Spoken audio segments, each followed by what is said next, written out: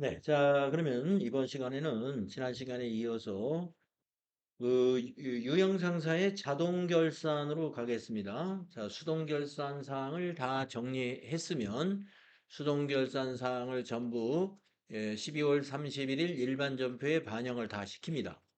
먼저. 그 다음에 이제 자동 결산을 하게 되는데요. 자동 결산을 할 때에도 자동 결산 사항을 쭉 리스트업해서 그 중에 수동 결산이 일부 포함된 것은 무엇이 있는지도 보시고 또 미리 계산기를 가지고 계산을 해야 입력이 가능한 것도 있어요. 그러니까 우리가 자동 결산이라는 것은 결산 자료 입력이라는 메뉴에다가 숫자를 입력해 가지고 전표를 자동으로 우리가 발생시키는 것을 말하는 건데 결산 자료 입력에다가 입력을 하려면은 숫자가 다 나와 있어야 되잖아요. 그래서 그걸 먼저 전체적으로 확인을 하겠습니다. 자, 기말 상품 재고액 800만 원 확인됐습니다. 이거는 우리가 입력해 주는 이유는 당기에 상품 매출 원가를 계상하기 위해서 기말 상품 재고액을 입력하는 겁니다. 그다음에 요거는 이제 됐고 그다음에 두 번째 기말 현재 결산에 반영할 당기 상각비 내역이 건물 600, 비품 120만 원, 영업권 150만 원, 다 준비되어 있습니다. 다음 3번, 대손 충당금은 기말 매출 채권 잔액에 대하여 1%를 설정한다. 그러면 이 1%를 우리가 보충법으로 설정을 한다 그랬으니까, 네, 보충해야 될 금액이 얼마인지 계산을 해놔야 돼요. 네, 그래서 3번은 이제 외상매출금 밑에 얼마 받으러오면 얼마를 메모를 좀 하겠습니다. 여러분 시험 보실 때는 시험지가 종이로 된 게 아니기 때문에 메모는 따로 하기 위해서 시험 볼 때는 A4 용지 한 장 빈 거를 꺼내놓고 시험을 보실 수가 있어요.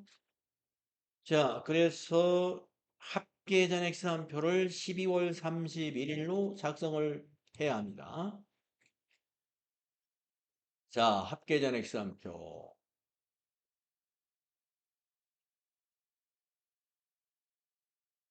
12월 31일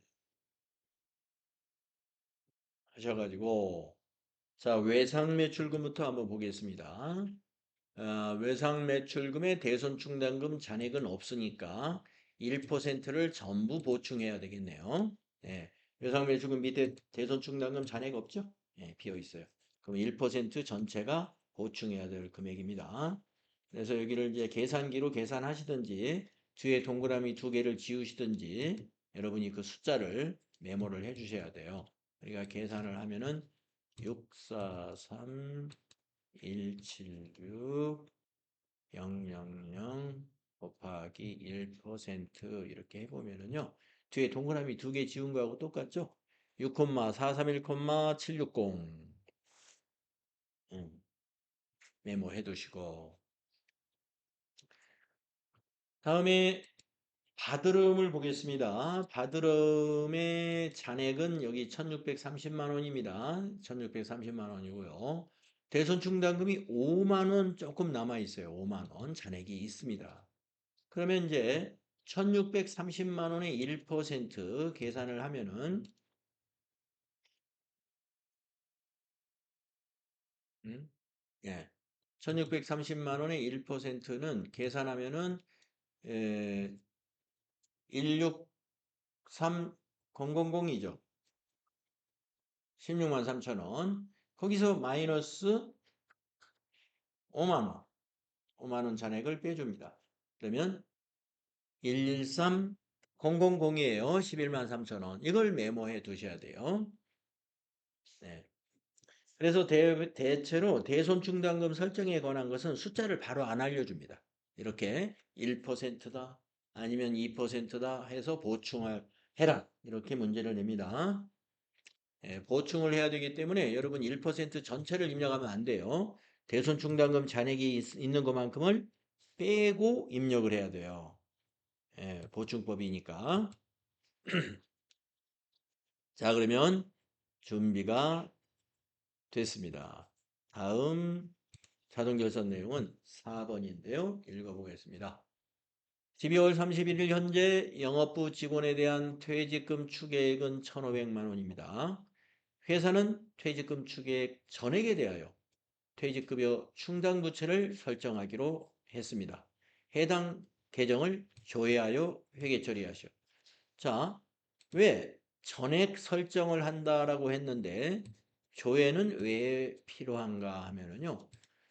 1,500만 원 전액 설정을 하기 위해서는 기설정된 걸 알아야 돼요. 그래야 추가로 얼마를 충당금으로 추가 설정해야 되느냐 하는 것을 입력을 해야 되거든요. 우리가 이 퇴직급여도 추가 설정할 것만 입력하는 거예요. 아까 3번에 대손 충당금의 보충처럼 퇴직급여 충당 부채도 우리 회사가 지금 6기인가 그래요. 6기. 6기가 되는 회사이기 때문에 해마다 결산 때 퇴직급여 충당 부채를 설정을 해놨을 거란 말이에요. 해마다. 그리고 이제 일부 직원들은 퇴직자가 있을 테니 퇴직급여 충당 부채가 이제 퇴직자 있을 때마다 부채가 감소하잖아요. 하지만 모든 직원이 퇴직하지는 않았을 테니까 퇴직급여 충당 부채는 잔액이 있을 거다 이거예요. 그래서 그걸 조회하라. 자, 그러면 지금 우리가 열어놓은 거 보시면 되겠습니다. 합계전액 시산표를 열어놨죠. 아래로 쭉 내려가셔서 비유동 부채. 비유동 부채 보시면은 장기차 입금하고 퇴직급여 충당 부채 잔액이 있네요. 네, 퇴직급여 충당 부채가 1,000만 원 잔액이 있습니다. 그러면은 그렇죠. 500만 원만 우리가 추가 설정하면 되니까 500만 원 메모해 주시면 돼요. 예, 퇴직급여에다가 500만 원 입력할 거다.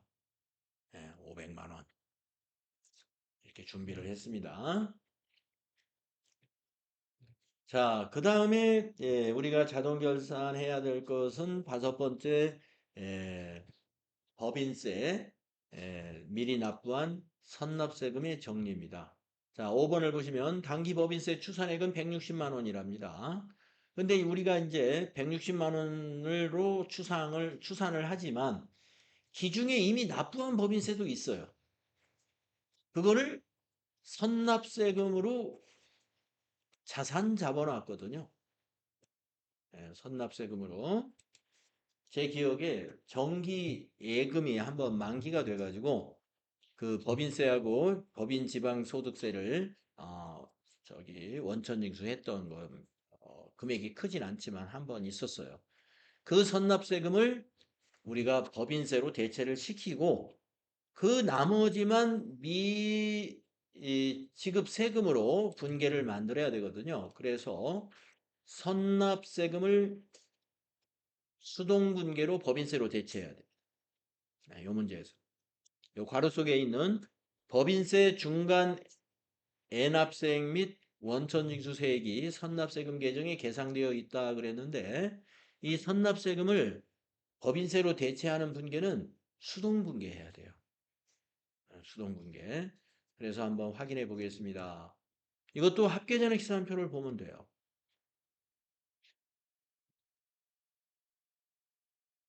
합계전액 시산표에 선납세금이 당좌자산의 저 끝에쯤에 있습니다. 당좌자산의 현금 가구적 바로 위에 선납세금이 있죠. 46,200원. 46,200원. 이걸 복사를 뜨십시오. 컨트롤 C. 요 46,200원을 이제 자산에서는 감소시키고요. 선납세금이 자산이잖아요. 자산에서는 감소시키고 법인세 비용으로 대체시킬 거예요. 자, 12월 31일 일반 전표로 가십시오.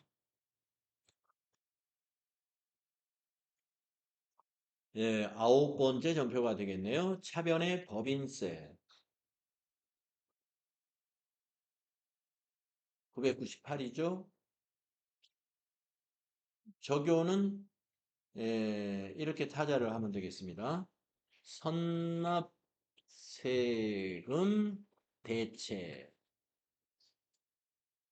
그리고 컨트롤 V 하면 46,200원이 복사가 되죠. 그리고 엔터. 대변에 선납세금. 대변에 선납세금. 네, 적유는 엔터로 위에 거하고 똑같이 복사하시면 될 것 같고요. 46,200원. 네, 이렇게 하시면 되겠습니다. 차변에 법인세, 대변에 선납세금. 이게 수동분계 사항이에요.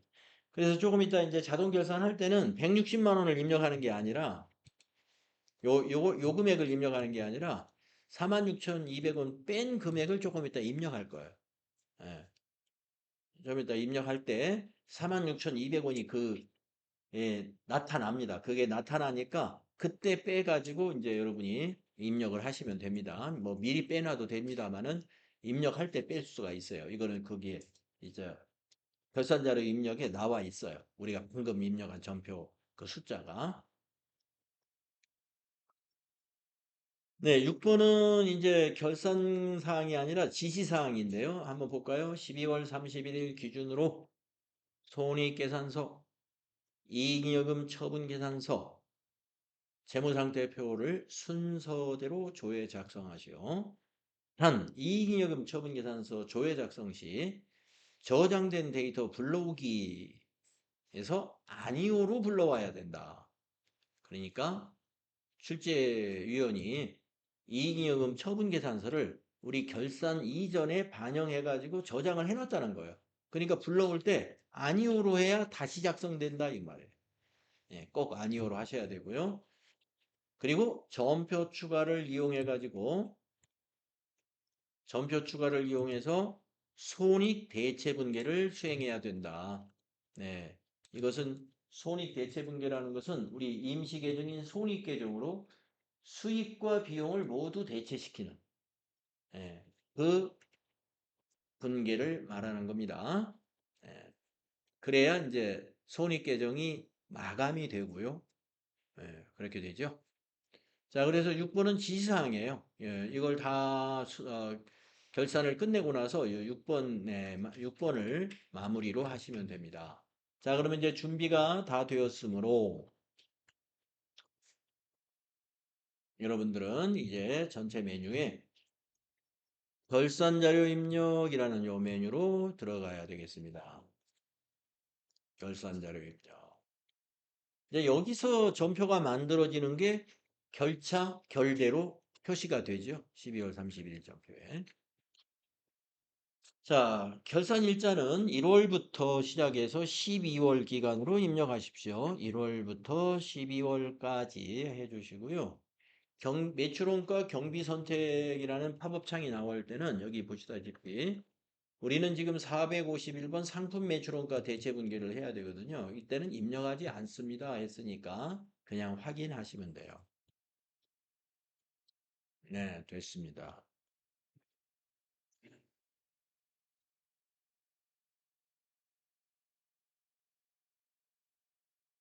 자, 내려가면서 쏙 들어가는 쪽에다 입력을 하겠습니다. 네, 쏙 들어가는 쪽에다가. 여러분 시험 볼 때는 자동 결산이 하나밖에 안 나와요. 그러니까 뭐 내려가면서 다 보지 않고 해당되는 걸 바로 가서 볼 텐데 아마 여러분 FAT 1급은 요거 딱 하나만 낼 겁니다. 기말상품 재고액. 그러니까 사실 시험은 무지하게 쉽게 나오는 거예요. 자, 기말상품 재고액 입력하겠습니다. 800만 원 엔터. 그러면 이제 매출원가 결정됐어요. 99,950,000. 이 분계가 좀 이따 만들어집니다. 조금 이따 가서 보도록 하고요. 예, 기말상품 재고액 800만 원 입력했고요. 거기에 이제 위에 타계정 대체 100만 원이 있었던 게 뭐냐면 우리가 저기 일반 전표 입력할 때 저기 신발을 기부한 건가 하나 있었어요. 예, 그거요. 그래서 2천만 원 더하기 88950000 해서 100만 원과 800만 원, 900만 원을 뺀 게 여기 99,950,000 여기 지금 매출원가인 겁니다. 자, 내려가다가 보면은 쏙 들어가는 데가 또 어디서 있냐면은요. 퇴직급여에서 쏙 들어갑니다. 차비 밑에 퇴직급여. 여기가 이제 그 아까 4번에서 준비한 거 있죠? 예, 4번에서 준비한 추가 금액 500만 원을 여기다 입력하는 거예요. 500만 원. 예, 요 분계는 어떻게 만들어지는지 나중에 금방 보게 됩니다. 차변의 퇴직급여, 대변의 퇴직급여 충당 부채 이렇게 만들어져요. 자, 또 엔터로 내려가는데 연금 충당금 전입액은 없으니까 지나가시고요. 건물 감가상각비에서 쏙 들어가죠. 이거는 이제 건물 비품 영업권까지 한꺼번에 입력할 거예요. 예. 그래서 자, 건물에다가 600만 원 입력하시고요. 차량 운반구는 감가상각을 안 했네요. 그래서 지나가시고 비품 120만 원 입력하시고요. 그다음에 이제 영업권은 이게 유형자산이 아니기 때문에 조금 내려가야 있어요. 예, 조금 내려가면 무형고정자산에 영업권 있습니다. 예, 거기다가 150만 원, 1500 플러스. 예. 그러면 이제 2번에 있는 데이터 다 입력한 거예요. 감가상각과 무형고정자산 상각비, 감가상각비와 무형고정자산 상각비를 다 입력을 한 거고 이것이 분계가 어떻게 되냐면 차변의 감가상각비는 720만 원, 대변의 건물 감가상각 누계액 600만 원, 비품 감가상각 누계액이 120만 원. 그 다음에 여기 150만 원 영업권은 차변의 무형고정자산 상각비 150만 원, 대변에는 영업권 150만 원 이렇게 직접 상각이니까 그래서 요 무형고정자산의 상각은 분계가 어떻게 되는지 조금 있다가 결과를 여러분이 보면서 공부를 해둬야 돼요. 자, 그러면은 이제 다시 위로 좀 올라가야 되겠네요. 이 외상매출금 그냥 내려왔거든요. 외상매출금. 이게 대손상각비입니다. 그래서 아까 우리가 3번에서 준비해 놓은 거 있잖아요. 거기 외상매출금 칸에다가 6431760인가요? 아까 메모했던 숫자. 예, 6431760. 그리고 받으러움에다가 113 플러스 이렇게 외상매출금과 받으러움에다가 두 개 숫자 입력합니다. 그러면 조금 이따 전표가 어떻게 만들어지느냐? 차변의 대손상각비가 6,544,760. 이 비용은 하나로 처리하고 대변의 외상매출금에 대한 대손충당금 6431760. 받으러움에 대한 또 대손충당금 113,000 이렇게 대손충당금은 두 개로 나누어져서 대변에 들어가게 됩니다.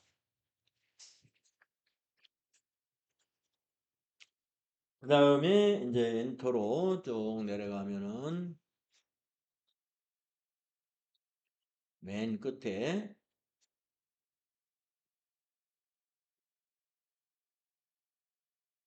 기타의 대손상각비 없으니까요. 맨 끝으로 가면은요. 법인세 계상에서 쏙 이제 마지막으로 들어갑니다. 아까 위에 46,200원 보일 거라고 제가 말씀드렸잖아요. 요게 이제 수동결산에서 한 법인세예요.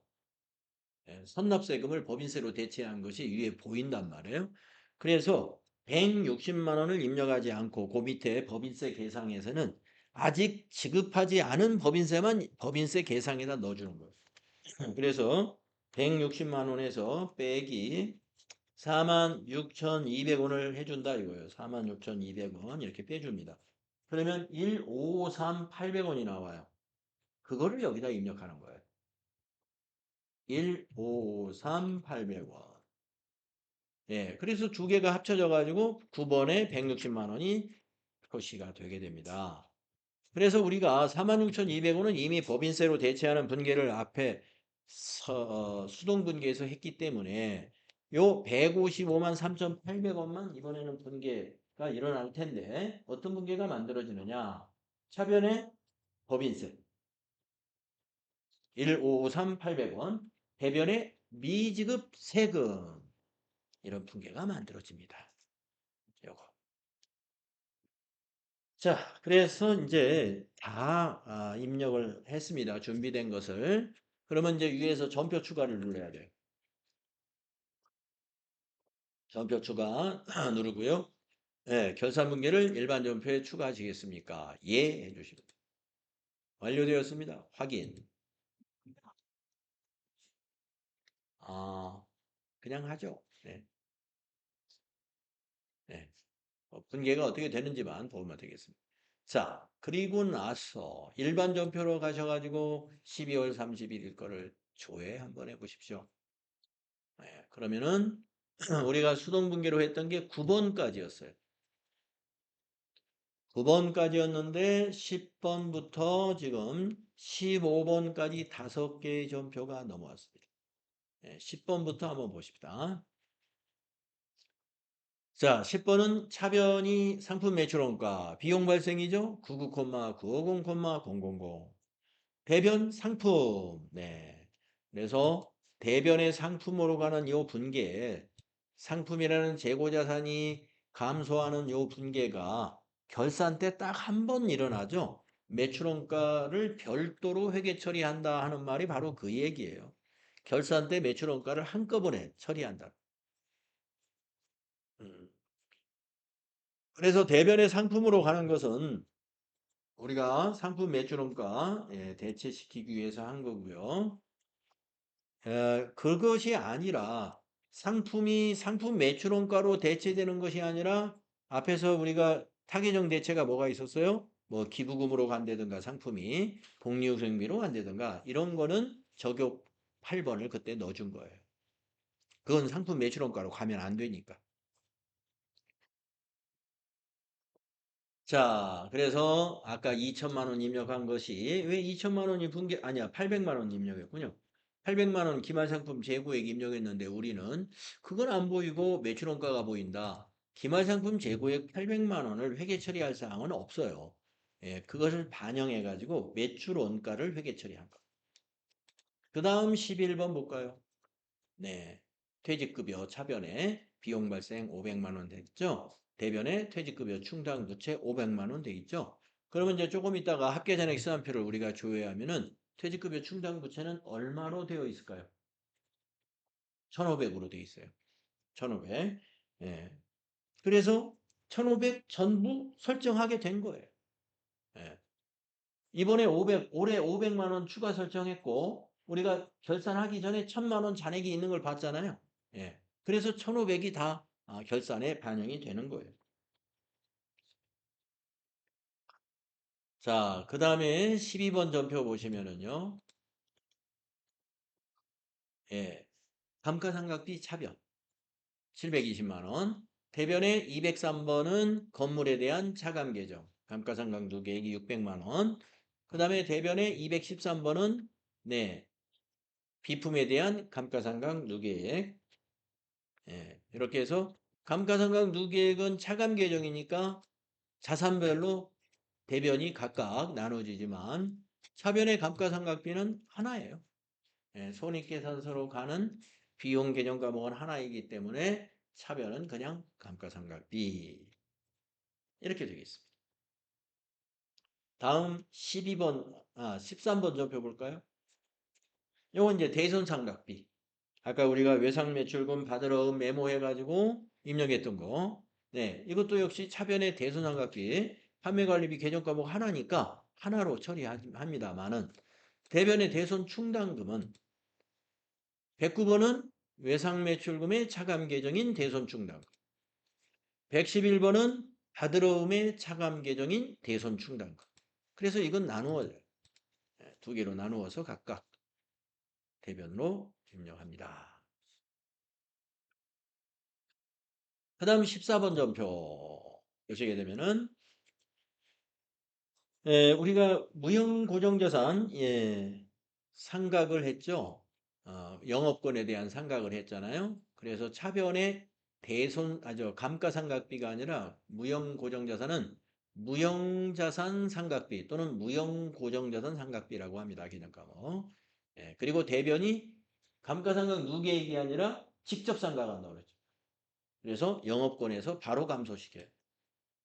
아까 여기 건물하고 비품은 감가상각 누계액으로 간접적으로 상각하잖아요. 차감 계정으로. 그런데 우리 무형자산은 직접 상각한다고 배웠잖아요. 그러니까 직접 상각을 한다.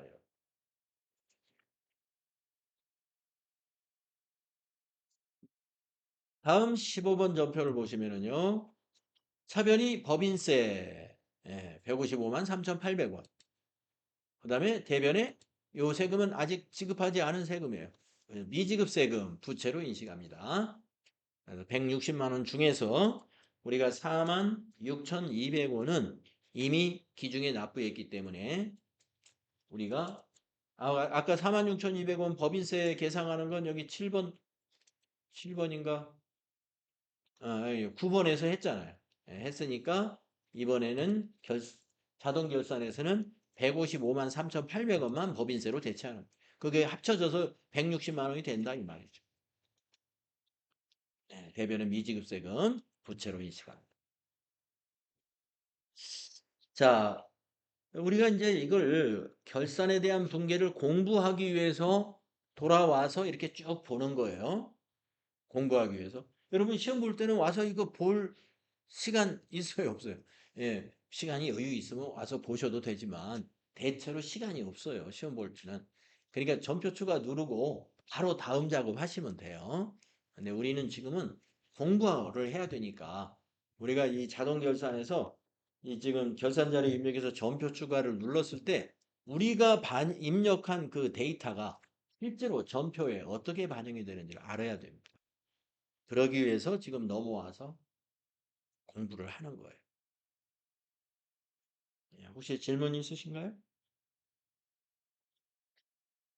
자, 그러면 이제 6번의 수행을 하겠습니다.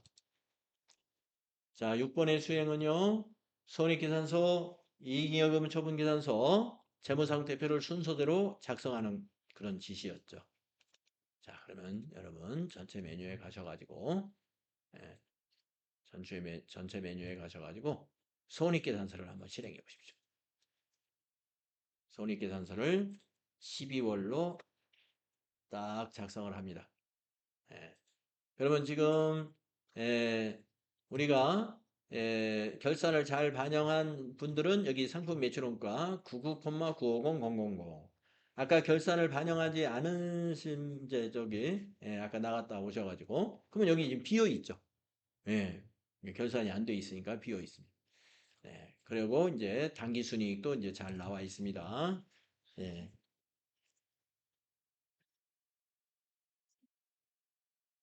예.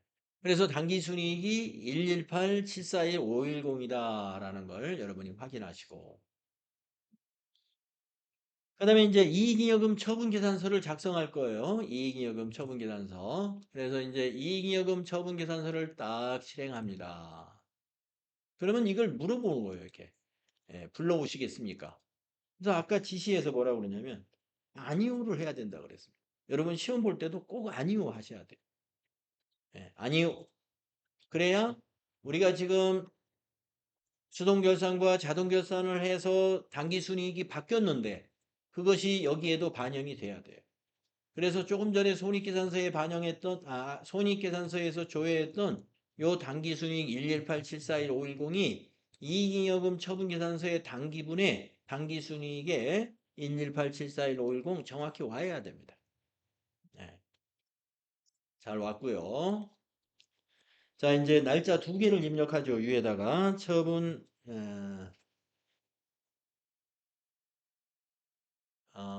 단기 처분 예정일은 2027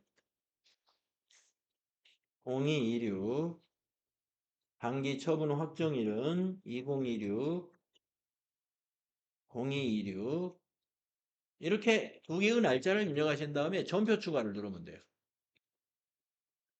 그러면 일반 전표에 5건이 추가되었습니다. 이렇게 보여요. 네, 확인. 이 5건 중에서 우리는 3건은 여러분이 알고 있는 거예요. 근데 2건은 이 프로그램에서만 이루어지는 거니까 네, 한번 가보도록 하겠습니다. 어떤 전표가 만들어졌을까? 자, 일반 전표 하셔가지고 또 조회 12월 31일 걸 조회하시고